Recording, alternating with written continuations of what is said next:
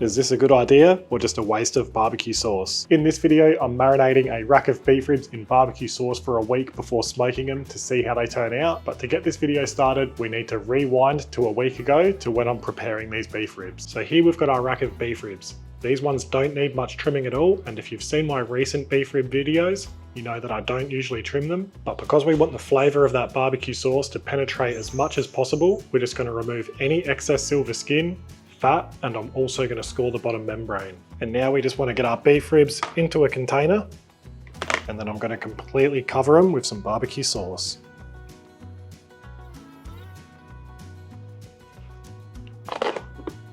I'll let these go in the fridge for a week before we come back to smoke them. Alright, so before we get our beef ribs out to season them up, we want to set our smoker up. We're going to be using our drum smoker, so I'm going to open the lid, take our cooking grate off, then I'll remove our heat deflector, and I'll fill our charcoal basket up with briquettes. We'll bury a fire lighter in there, light it up, and now I've got about 10 to 15 minutes before those briquettes are going to be ready, so we'll use that time to season up our beef ribs. Alright, and now with our beef ribs, we want to get them out of that barbecue sauce. Then we want to scrape off most of that barbecue sauce. We just want to leave enough on there so it acts as a binder for our rubs to stick to the meat. Then you want to go ahead and get them seasoned up in your favourite beef rub. I'm just going to be using some of our beef bounce. Then once your beef ribs have got a nice generous coating, you can let them sit until our smoke is ready. And now our briquettes are burning nicely. We're going to shut our lid, open up both of our vents, and let our barbecue come up to just below our target temperature, which is going to be around 275 Fahrenheit or 135 Celsius for this cook. Alright, now we're at temperature. We're going to open our smoker back up. We'll get a couple of smoking wood chunks on. I'm just using some cherry wood. Then we'll get our heat deflector back in, followed by our cooking grate.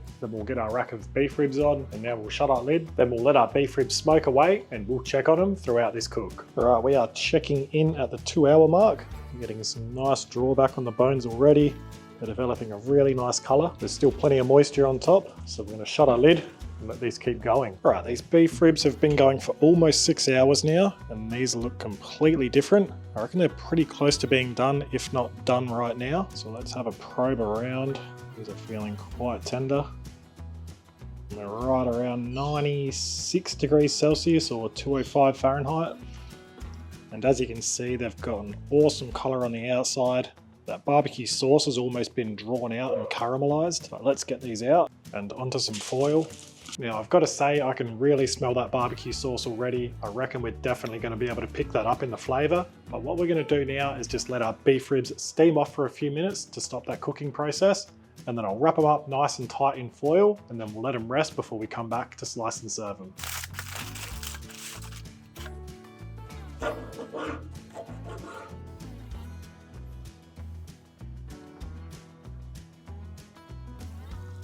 Now I'm noticing the meat is a bit of a darker colour, but they still seem juicy and tender, so let's have a taste.